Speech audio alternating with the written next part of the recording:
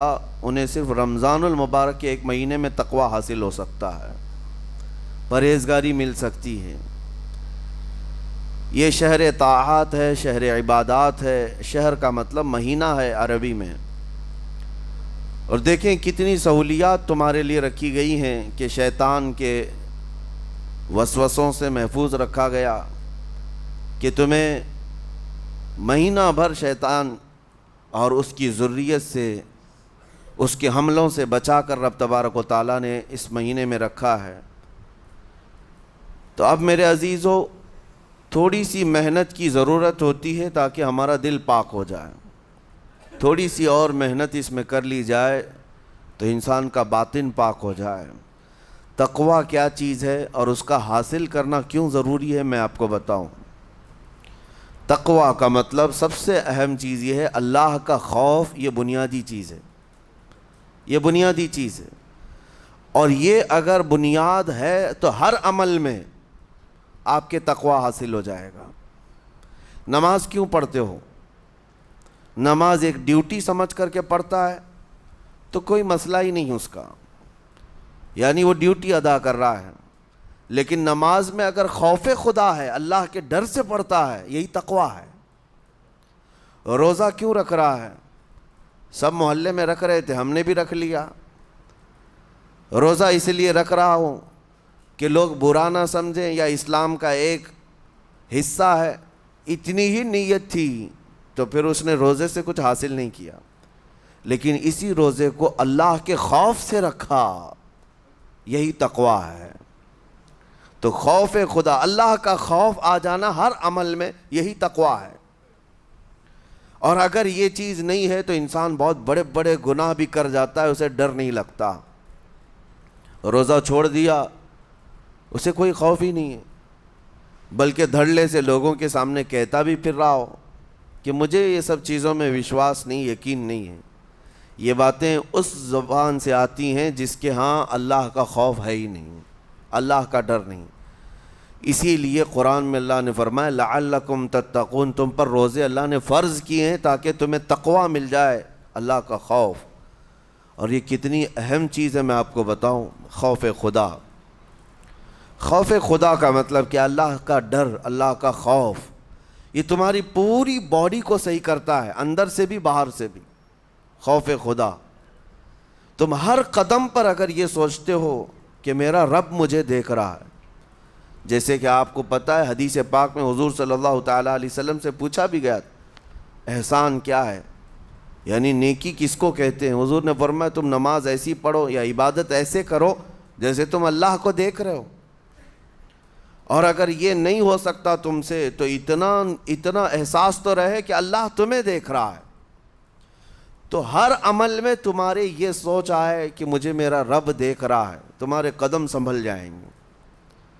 آج آپ مسجد میں بیٹھے ہیں، ادب سے بیٹھے ہیں، حالانکہ ایک آدھے گھنٹے کے بعد جسم کو پھیلنے کی حاجت ہونے لگتی ہے، تھوڑا پیر پھیلا لوں، پیٹھ کو ٹیک دے دوں، نہیں کرتے آپ، اس لیے کہ آپ کو احساس ہے کہ امام صاحب دیکھ رہے ہیں، مفتی صاحب دیکھ رہے ہیں، یا پھر مجمع میں لوگ دیکھ رہے ہیں۔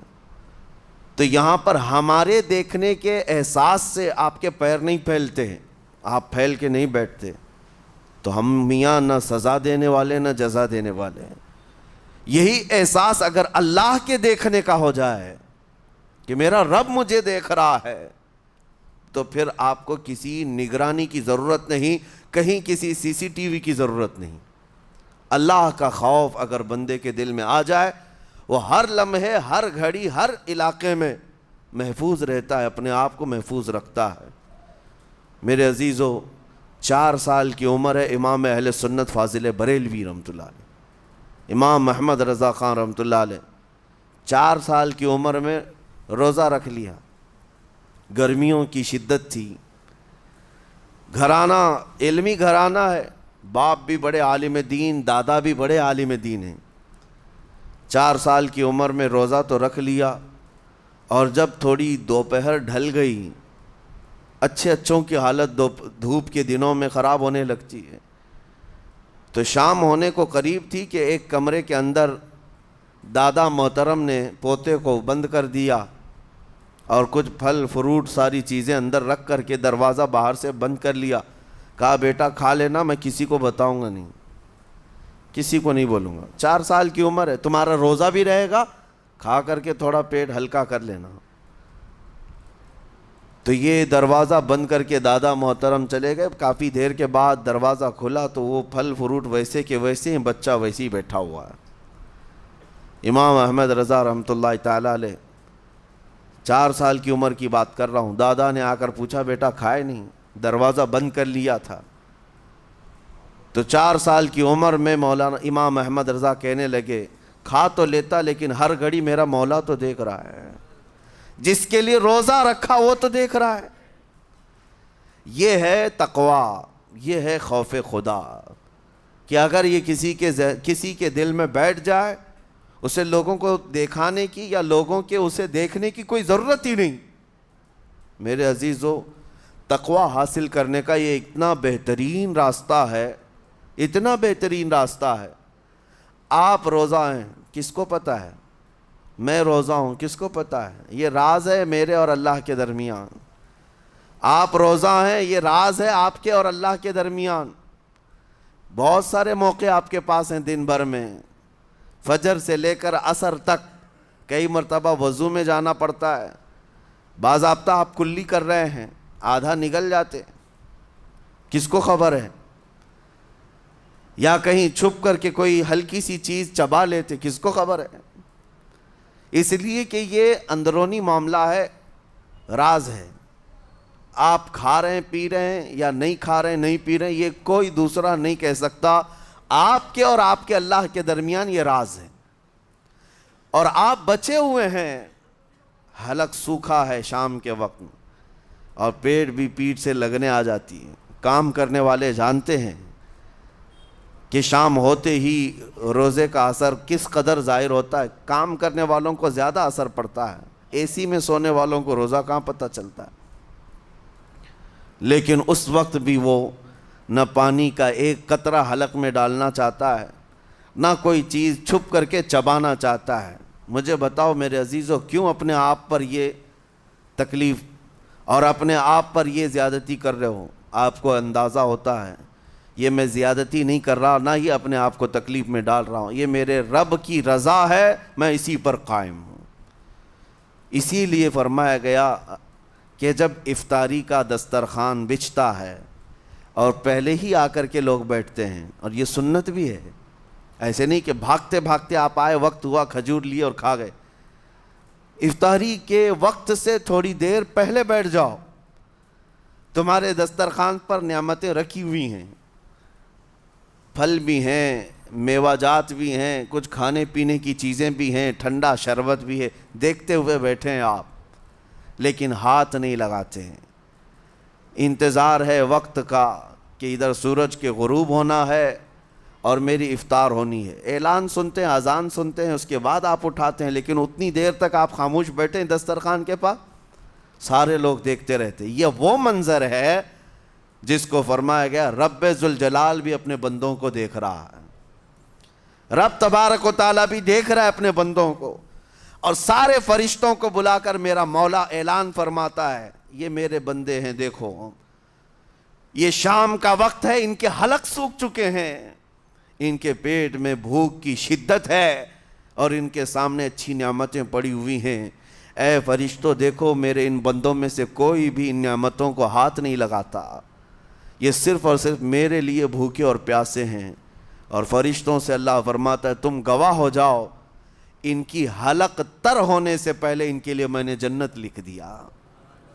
اسی لیے حدیث پاک میں ہے, جب افطار کرتے میرے آقا صلی اللہ علیہ وسلم یوں ارشاد فرماتے, ذهب الظمأ وابتلت العروق وثبت الاجر انشاءاللہ. پیاس بجھ گئی, رگیں ٹھنڈی ہو گئی, اور اجر اللہ کے ہاں پکا ہو گیا. یہ حضور پاک ہر افطار میں عرض کرتے تھے. میں آپ کو یہ عرض کر رہا ہوں کہ یہ چھپی ہوئی چیز, اسی کا نام تقویٰ ہے. آپ صرف اور صرف بچے ہیں اللہ کے خوف سے. اب سنو حدیث پاک, قیامت کے دن حساب و کتاب ہوگا, اور جنت میں جانے کا پروانہ کچھ لوگوں کو مل جائے گا اور سب جنت کی طرف جا رہے ہوں گے۔ اس میں بہت سارے لوگ ہیں جو پل صراط پر چل کر کے جنت پہنچیں گے۔ اب جب کافی لوگ جنت کے دروازے پر پہنچیں گے، ایک جماعت ایسی ہوگی جو پورے راستے میں کہیں نظر نہیں آئی، جنت جانے کے راستے میں کہیں نظر نہیں آئی، لیکن جنت کے دروازے پر وہ پہلے سے موجود تھے، چلے تھے نہیں چلے تھے کسی نے دیکھا ہی نہیں۔ دوسرے جنتی ان سے پوچھتے ہیں اس جماعت سے کہ تم یہاں کیسے پہنچے اور یہ انعام کس بات کا ہے تمہارے لیے؟ تو وہ جنتی کہتے ہیں ہمیں روزے داروں کی جماعت میں رکھا گیا، ہمارے روزے اللہ کو پسند آئے، اور آج رب تبارک و تعالیٰ کا حکم ہوا کہ ساری دنیا سے چھپ کر تم میرے لیے روزہ رکھتے تھے، دنیا کو پتہ نہیں تھا تم بھوکے ہو پیاسے ہو، اور اے بندو آج سارے لوگوں کی نظروں سے چھپا کر میں تمہیں جنت پہنچاؤں گا۔ وہ ایک جماعت ایسی ہے جو راستے بھر چلتی ہوئی نظر تو نہیں آئی لیکن جنت میں پہنچ گئی، وہ روزے داروں کی ہے۔ آج یہ تقوی حاصل کرنے کا سب سے بہترین راستہ، اور تقوی کیوں ضروری ہے؟ اب آپ کے روزے سے کچھ حاصل ہوا نہیں ہوا آپ کو دیکھنا بھی ہے، یہ نہیں کہ کیلنڈر کی طرح گنتے جاؤ، 1 ہو گیا، 2 ہو گئے، 3 ہو گئے، ہوتے جائیں گے، یہ دن تو چلتے رہتے ہیں، گنتے گنتے 20 بھی ہو جائیں گے، 25 بھی ہو جائیں گے، 30 بھی ہو جائیں گے۔ روزے گننے کا حکم نہیں، اپنے آپ کو سرچ کرو پھر تھوڑی سی ورزش کرنے کے بعد بندہ ویٹ تول کر کے دیکھتا ہے کم ہوا گھٹا ہے کہ بڑا، ہر دن دیکھتا رہتا ہے۔ ہاں، ورزش کرنے کے بعد پھر ناپ کر کے دیکھتا ہے میرے جسم کا وزن کتنا گھٹا کتنا بڑا۔ ویٹ گین کرنے والے ویٹ لاس کرنے والے دونوں بھی برابر چیک کرتے رہتے ہیں۔ روزہ رکھنے کے بعد تمہیں خود کو بھی چیک کرنا چاہیے کہ میرے اندر اب تبدیلی آئی یا نہیں آئی۔ ایک روزہ رکھا اور پھر رات کو تراویح میں کھڑا ہوا، میرے اندر بدلاؤ کتنا ہے؟ کیا اب اللہ کی آیات قرآن کی سنتا ہوں، میرے آنکھوں سے آنسو آ جاتے ہیں؟ اگر آ گئے ہیں تو اس کا مطلب ہے کہ دل نرم ہو گیا، اس روزے نے اثر دکھانا شروع کیا، اور پھر ویسے کا ویسا ہے، تو اس کا مطلب ہے کہ آپ کے روزے سے آپ کو تقوی نہیں مل رہا ہے، آپ کو تقوی نہیں مل رہا۔ خوف خدا جب آتا ہے تو انسان کا دل موم ہو جاتا، نرم ہو جاتا ہے، اور اللہ کے عذابات سے، جہنم کے خوف سے، قبر کی سختیوں سے وہ رو پڑتا ہے، اس کی آنکھیں بہنے لگ جاتی ہیں، اور جب دل سخت ہوتا ہے پتھر کی طرح تو اسے نہ اللہ کی آیتیں رلاتی ہیں نہ آخرت کا تصور اسے ہلاتا ہے۔ اسی لیے قیامت کے دن کے بارے میں آپ کو بتاؤں، نبی پاک صلی اللہ تعالیٰ علیہ وسلم کی امت کی طرف جہنم کی آگ شعلے لپکاتے ہوئے بڑھتی آ رہی ہوگی بہت تیزی سے، قریب ہے کہ وہ جہنم کی آگ سب کو اپنے لپیٹ میں لے لیں۔ وہاں کھڑے ہوئے بہت سارے لوگ اپنے اپنے اعمال کا صدقہ پیش کرنے لگے، حاجی اپنے حج پیش کر رہے ہیں، نمازی اپنے نماز، روزے دار اپنے روزے، کہ اے جہنم ہماری یہ نیکیوں کا صدقہ رک جا۔ جہنم کی آگ بڑھتی چلی آئی، بڑھ رہی تھی۔ جبرائیل امین علیہ الصلاۃ والتسلیم حاضر ہوتے ہیں بارگاہ مصطفیٰ صلی اللہ علیہ وسلم میں، ایک پانی کا پیالہ انہوں نے پیش کیا اور کہا یا رسول اللہ صلی اللہ علیہ وسلم یہ پانی آپ اس آگ پر چھڑک دیں۔ نبی پاک صلی اللہ تعالیٰ علیہ وسلم نے وہ پانی اس آگ کی طرف پھینکا تو آگ دور چلی گئی، جو جہنم کی آگ اچانک بجھ گئی، کافی دور چلی گئی جو امت کی طرف لپک رہی تھی۔ رسول رحمت صلی اللہ تعالیٰ علیہ وسلم نے پوچھا جبرائیل سے یہ اتنا اثردار پانی ہے کون سا؟ یہ جبرائیل امین عرض کرتے ہیں یا رسول اللہ یہ آپ کے ان امتیوں کے آنسوؤں کا پانی ہے جو رات کھڑے ہو کر اپنے رب کے خوف سے رویا کرتے تھے، وہ اللہ کے خوف سے تھر تھراتے تھے، ڈر کر کے ان کے آنکھوں سے جو آنسو آتے۔ جبرائیل امین کہتے ہیں میں نے وہ آنسو جمع کر رکھے تھے اور وہ آج میں نے آپ کے سامنے پیش کیا۔ ایک آنسو کا قطرہ جہنم کی آگ بجھانے کے لیے کافی ہے۔ موتی سمجھ کے شان کریمی نے چن لیے قطرے جو گرے تھے عرق انفعال کے۔ عزیزان گرام وقار، یہی وہ تقویٰ ہے، یہی وہ خوف خدا ہے جس کے متعلق اللہ قرآن میں فرماتا ہے لعلکم تتقون، تاکہ تمہیں تقویٰ مل جائے، اسی لیے روزے رکھے گئے ہیں، روزے فرض کیے گئے ہیں۔ تمہارا دل اگر سخت کا سخت ہی رہ گیا تو روزے اثر نہیں کر رہے ہیں، روزے اثر نہیں کر رہے۔ اور ظاہر سی بات ہے کاموں میں برکت نیت سے ہوتی ہے، کسی بھی عمل میں برکت اچھی نیت سے ہوتی ہے۔ اگر کوئی روزہ اس لیے رکھ رہا ہے، جیسے بہت سارے فائدے گنائے جاتے ہیں نا، روزہ رکھنے سے کینسر نہیں ہوتا، روزہ رکھنے سے جسم کے فاسد مادے ختم ہو جاتے ہیں، نکل جاتے ہیں، ڈاکٹرز بھی مشورہ دیتے ہیں مہینے میں ایک مرتبہ، ہفتے میں ایک مرتبہ باڈی کو فری چھوڑنا چاہیے۔ تو یہ تو جسمانی فائدے تو رکھے گئے ہیں، لیکن اگر تم روزہ اس نیت سے رکھ رہے ہو کہ میری باڈی صحیح ہوتی رہے، تو گویا کہ تم تو اپنی دنیاوی غرض سے روزہ رکھ رہے تھے۔ یہ فائدے تو ملنا ہی ملنا ہے، یہ فائدے یوں بھی ملیں گے اللہ تعالیٰ کی طرف سے آپ کو، لیکن نیت وہ نہیں۔ روزہ رکھنے کی نیت یہ ہو کہ میرا رب مجھ سے راضی ہو جائے اور مجھے رب تبارک و تعالیٰ کا خوف اور تقوی حاصل ہو جائے۔ نیت میں برکت ہے، اور جن کاموں کو آپ اچھی نیت سے کریں گے اسی طرح ان کاموں میں اثر بھی پیدا ہوگا۔ روزہ رکھنے سے پہلے آج نیت یہی کریں کہ مولا تعالیٰ یہ روزہ میرے تمام برے اعمال کے لیے کفارہ ہو جائے، یہ ڈھال بن جائے۔ جانتے ہیں آپ اپنے نفس امارہ کو روکنے کا سب سے بہترین آلہ بھوک ہے، بھوک۔ جتنا آدمی بھوک کے ذریعے سے اپنے نفس کو مار سکتا ہے دوسری کوئی چیز نہیں۔ آپ دیکھیں اس رمضان المبارک میں بہت ساری حلال چیزیں آپ کو حرام کر دی گئی ہیں، یعنی سحری سے لے کر افطاری تک۔ میں یہ نہیں کہہ رہا کہ شراب پینا حرام ہے، نشہ کرنا حرام ہے، وہ تو پوری زندگی بھر حرام ہے، لیکن آپ کو چاول روٹی تو حلال ہے نا، سبزے سیب پھل فروٹ تو حلال ہے، لیکن یہ حلال چیزیں بھی اللہ نے آپ پر حرام رکھی ہیں، روزے کے عالم میں نہیں کھا سکتے۔ سحری سے لے کر افطار تک یہ حلال لقمے، پانی تو حلال ہے، پاک ہے، لیکن آپ کے لیے روزے کے عالم میں حرام ہے۔ اسی طرح شادی شدہ مرد اپنی عورت کے ساتھ زندگی بھر کبھی بھی جمع کر سکتا ہے، رات میں سو سکتا ہے، لیکن حالت روزہ میں وہ حلال کام بھی حرام ہے، حلال کام بھی حرام ہے۔ اپنی عورت سے جمع کرنا حالت روزہ میں کیوں روکا گیا؟ کھانا پینا بھی حلال تھا، عورتوں کے ساتھ شباشی بھی حلال تھی، لیکن روزے کے عالم میں ان حلال چیزوں کو روکا گیا۔ تو آپ سوچ سکتے ہیں اس چیز کو، سوچ سکتے؟ وجہ یہ ہے کہ حلال چیزوں سے آپ کو روک کر بڑے حرام چیزوں سے بچانا مقصود ہے۔ آج اگر اپنے آپ میں اتنا کنٹرول کر لے جاؤ کہ چند حلال چیزوں سے دن بھر بچ سکتے ہو، انشاءاللہ رمضان کے بعد بڑی حرام چیزوں سے بھی اللہ آپ کو محفوظ رکھے گا۔ میرے عزیزو، برا ہے ان لوگوں کا جن کو میرے آقا صلی اللہ تعالیٰ علیہ وسلم نے دعائے ہلاکت فرمائی۔ اس سے بدنصیب کوئی ہو سکتا ہے؟ جن کے لیے رسول رحمت صلی اللہ تعالیٰ علیہ وسلم کی دعائے ہلاکت ہوئی ہو۔ حضور صلی اللہ تعالیٰ علیہ وسلم ایک دن مسجد نبوی شریف میں تشریف لے جا رہے تھے، منبر پر آپ نے قدم رکھا، آمین کہا، پھر دوسرے زینے پر قدم رکھا، آمین کہا، تیسرے زینے پر قدم رکھا، آمین کہا۔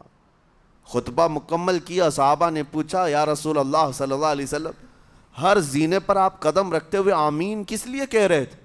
سنو، رسول پاک صلی اللہ علیہ وسلم ارشاد فرماتے ہیں کہ میں جب پہلے زینے پر قدم رکھا تو سید الملائکہ جبرائیل امین آئے اور دعا کرنے لگے۔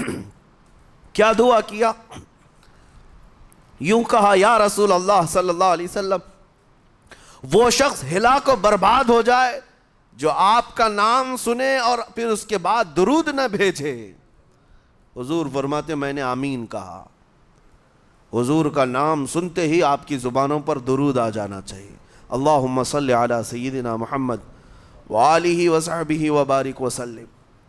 میرے آقا فرماتے ہیں دوسرے زینے پر قدم رکھا تو جبرائیل امین نے یوں کہا یا رسول اللہ صلی اللہ علیہ وسلم وہ شخص ہلاک و برباد ہو جائے جو زندگی میں اپنے ماں اور باپ میں سے کسی ایک کے بڑھاپے کو پایا اور ان کی خدمت کر کے جنت نہیں حاصل کر سکا بلکہ ان کو ایسے ہی چھوڑے رکھا، ایسا شخص برباد ہو جائے۔ حضور فرماتے میں نے آمین کہا۔ پھر جبرائیل امین نے کہا تیسرے زینے پر قدم رکھتے ہی میرے آقا فرماتے ہیں جبرائیل نے یوں دعا کی کہ اے اللہ کے رسول وہ شخص ہلاک و برباد ہو جائے جو رمضان کا مہینہ پایا لیکن اس کا ادب نہیں کر سکا، اس کا احترام نہیں کر سکا۔ حضور فرماتے میں نے اس پر بھی آمین کہا۔ جس کی ہلاکت کے لیے جبرائیل امین دعا کر رہے ہوں اور اس دعا پر سید الانبیاء آمین کہہ رہے ہوں، ایسے شخص کی بربادی کا کیا انجام ہو سکتا ہے؟ وہ کتنا بد نصیب ہوگا۔ اسی لیے میرے عزیزوں مسلمانوں میں یہ رواج ہی نہیں ہونا چاہیے کہ اٹھ کر کے پوچھتے رہیں روزہ ہے کہ نہیں ہے، روزہ ہے کہ نہیں ہے۔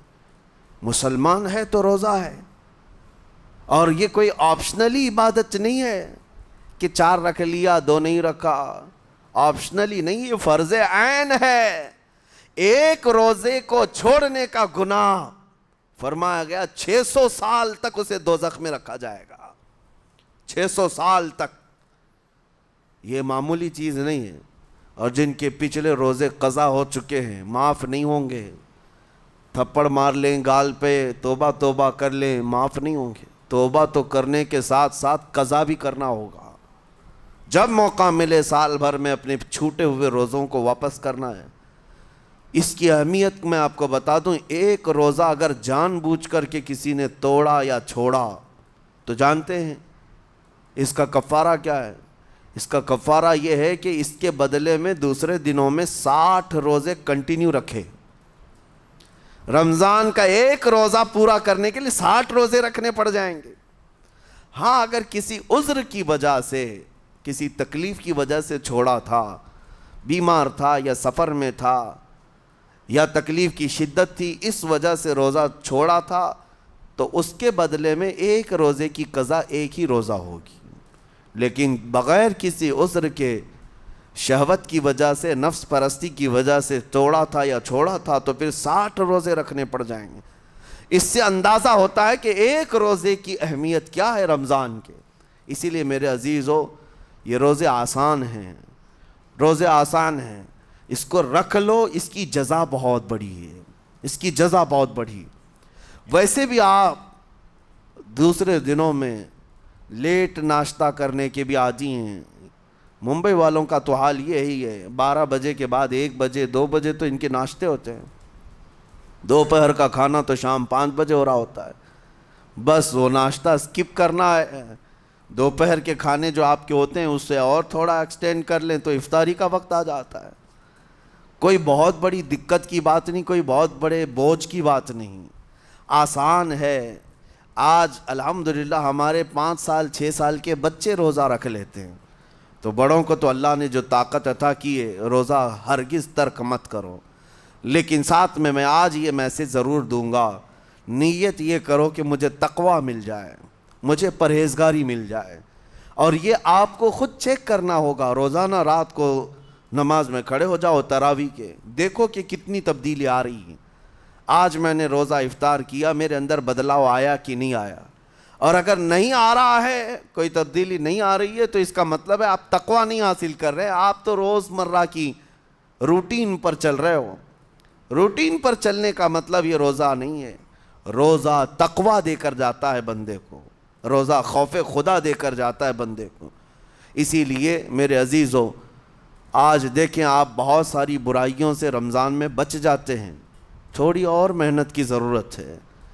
ہم نے دیکھا ہے بہت سارے گھروں میں، باقی عیاش گھروں کی مجھے کوئی وہ نہیں ہے، ان سے کوئی لینا دینا نہیں، لیکن نارمل مسلمانوں کے گھروں میں بھی ہوتا یہ ہے، عورتیں بچوں کو تلقین کرنا شروع کر دیتی ہیں، گانے بند کرو، ٹی وی بند رکھو، بہت ساری چیزیں بند رکھو کہ رمضان آیا ہوا ہے۔ اور رمضان میں اگر ٹی وی لگا بھی لیا تو کچھ اسلامک چیزیں دیکھنے لگ گئے، ماحول تم نے خود ہی بدلا ہے اپنے گھر میں، کچھ چیزوں کو آپ نے بدلا ہے اور کچھ چیزوں کا ادب آپ نے کرنا شروع کیا ہے، اسی کو اور تھوڑی سی محنت کے ساتھ بڑھا لیا جائے، قسم رب ذوالجلال کی ہر برائی رمضان میں ہی آپ سے ختم ہو جائے گی۔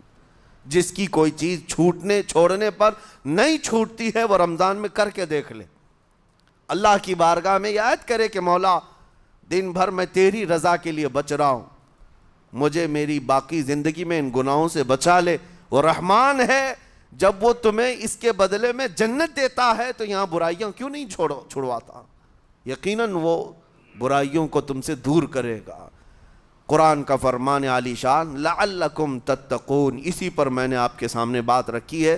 روزے اس لیے فرض کیے گئے ہیں تاکہ تمہیں تقوی مل جائے، پرہیزگاری مل جائے۔ بعض لوگوں کو دیکھا گیا ہے رمضان المبارکہ میں بھی وہ اپنی بری حرکات سے باز نہیں آئے، ان کی روٹین ویسی ہی جاری رہی، نعوذ باللہ نظروں کی خطائیں بھی باقی رہیں۔